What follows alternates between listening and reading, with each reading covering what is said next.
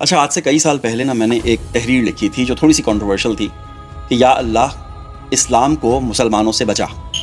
آج وہ تحریر میری نظر سے دوبارہ گزری بھائی، 3000 میسج تھے، شروع کے سارے میسیجز میں مجھے گالیاں پڑ رہی تھیں، لوگوں نے مس انڈرسٹوڈ کر لیا اسے۔ اچھا، اس کے جواب میں یہ تقریر کرنا چاہتا ہوں آج۔ دیکھیں، تاریخ کو نا ہمیشہ جذبات سے نہیں، حقیقت کی آنکھ سے دیکھنا چاہیے۔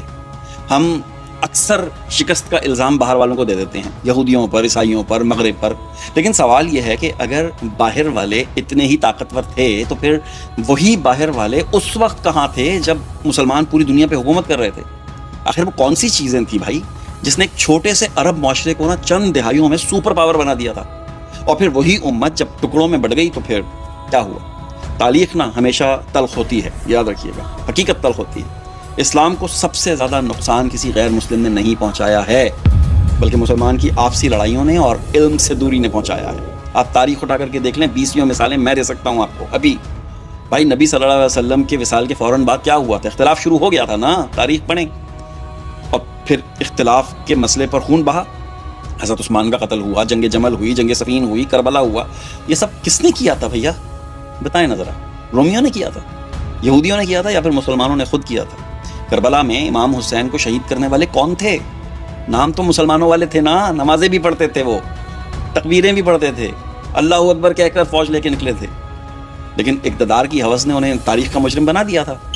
عباسی اور اموی اور عثمانی ادوار کو بھی آپ دیکھ سکتے ہیں، سلطنت بچانے کے نام پر بھائیوں نے بھائیوں کو قتل کیا۔ عثمانی سلطنت میں وہ کیا نام تھا اس کا، محمد کیا نام تھا یار، سلطان محمد ثالث نے تخت سنبھالنے کے لیے اپنے 19 بھائی قتل کروائے تھے، ایک باپ کے نطفے سے 19 بھائی، تاکہ اقتدار محفوظ رہے۔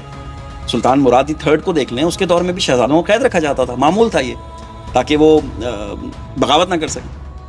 یہی ہے نا، مغل سلطنت کو دیکھ لیجیے نا، اورنگزیب تو پڑھا ہوگا نا آپ نے، مقتدی بندہ تھا، وہ اپنے ہی بھائی کو قتل کروا دیا تھا۔ وہ کیا نام تھا اس کا، 4 بھائی تھے نا، وہ دارا شکور کو قتل کروایا تھا۔ شجاع اور مراد بخش کون تھے؟ سگے بھائی تھے، ایک ماں ایک باپ کے نطفے سے۔ اس کے خلاف جنگیں کس نے لڑی تھی بھائی؟ اورنگزیب نے۔ اپنے باپ شاہجہاں کو کس نے آگرہ میں 8 سال کے لیے قید کیا تھا؟ اورنگزیب نے۔ کون تھا وہ؟ مسلمان تھا، نماز پڑھتا تھا، دعائیں کرتا تھا، کوئی غیر فوجی نہیں تھا وہ۔ یہ مسلمان سلطنتوں کے اندر اقتدار کی جنگیں تھیں۔ عباسی خلافت بھی ایسی تھے، بھائی بھائی کے خلاف کھڑے ہوئے تھے۔ خلیفہ امین اور مامون مشہور لوگ، انہوں نے بغداد کو خون میں نہلا دیا تھا۔ ایک مسلمان خلیفہ دوسرے مسلمان خلیفہ کے خلاف فوج لے کر کے آ گیا تھا، دارالحکومت تباہ ہو گیا تھا، ہزاروں لوگ مارے گئے تھے۔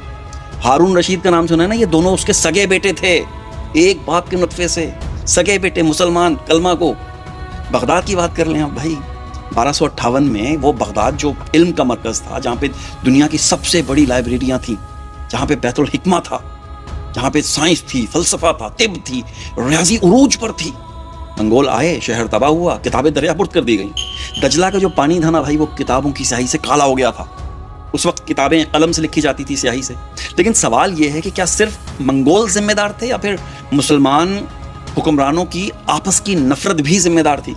دشمن دروازے پہ کھڑا ہوا تھا اور مسلمان ایک دوسرے کے خلاف سازشوں میں لگے ہوئے تھے۔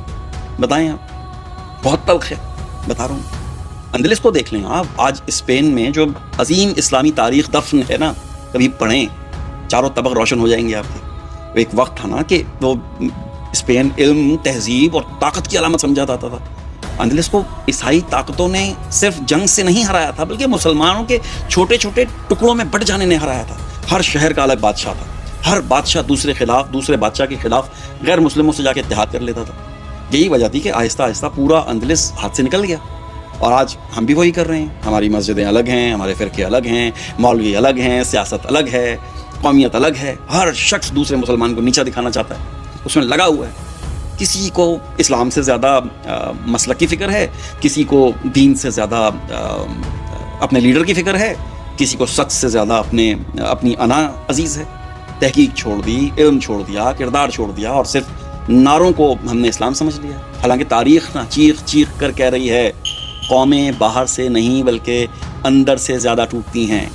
روم باہر سے تو کمزور نہیں ہوا تھا نا، اندر سے سڑا تھا بھائی، اندر سے۔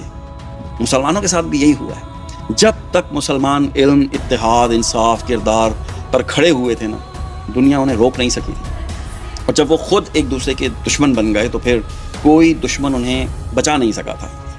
میری لائٹ بند ہو گئی بھائی۔ اسلام کو تلواروں نے اتنا نقصان نہیں دیا جتنا مسلمانوں کو ان کے غرور، آپسی نفرت نے اتنا نقصان پہنچایا. اور جب تک مسلمان یہ ماننے کو تیار نہیں ہوں گے، تاریخ خود کو دہراتی رہے گی. تقریر بہت لمبی ہو گئی. میں ابھی بھی اپنی اس بات پہ کھڑا ہوں کہ اسلام کو سب سے زیادہ نقصان مسلمانوں نے پہنچایا. یا اللہ اسلام کو مسلمانوں سے بچا. آمین.